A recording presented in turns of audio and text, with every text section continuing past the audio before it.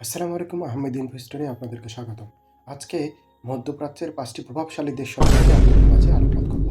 মধ্যপ্রাচ্যের প্রভাবশালী ৫টি দেশ সেটা নির্ভর করে আছে ভৌগোলিক অবস্থান, সামরিক শক্তি, অর্থনৈতিক অবস্থা এবং ভূ রাজনৈতিক কৌশল ও আঞ্চলিক স্থিতি অবস্থার উপর ভিত্তি করে এই ডাটা তৈরি করা হয়েছে।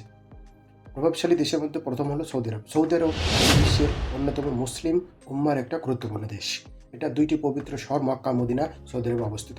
এছাড়াও তেল উৎপাদনকারী দেশ এবং তেল রপ্তানি এর বিভিন্ন সংস্থা যেমন অপেক এবং ওআইসি সৌদি আরবে অবস্থিত এবং যুক্তরাষ্ট্র থেকে শুরু করে বিভিন্ন দেশের সঙ্গে তার মিত্রতা সম্পর্ক অপরিসীম। ইরান মধ্যপ্রাচ্যের আরেকটা প্রভাবশালী দেশ হচ্ছে ইরান। ইরান পারমাণবিক কর্মসূচি নিয়ে বিভিন্ন কৌশলগত সম্পর্ক অবলম্বন করে থাকে। এছাড়াও সামরিক দিক থেকে তার বিভিন্ন কৌশলী ভূমিকা পালন করে থাকে এবং বিভিন্ন বড় সেনাবাহিনী তাদের রয়েছে, তাদের তেল উৎপাদন ব্যবস্থা রয়েছে, তাদের পারমাণবিক কর্মসূচি রয়েছে।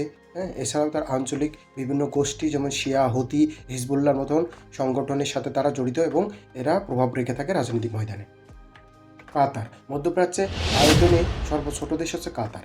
কাতার ছোট দেশ হলেও তাদের গ্যাস রপ্তানিকারক প্রধান দেশ হচ্ছে মধ্যপ্রাচ্যে কাতার। কাতার অর্থনীতিক কি প্রভাবশালী। এছাড়াও বিভিন্ন কূটনৈতিক মহলে তাদের প্রভাব রয়েছে, যেমন বিভিন্ন মধ্যস্থতার ভূমিকায় কাতারের প্রশংসনীয় ভূমিকা রয়েছে এবং তাদের বহির্বিশ্বে বড় বড় কোম্পানির জায়েন্ট কোম্পানিতে তাদের ইনভেস্ট রয়েছে। এই জন্য তাদের মধ্যপ্রাচ্যের প্রভাবশালী দেশ হিসেবে বিবেচনা করা হয়।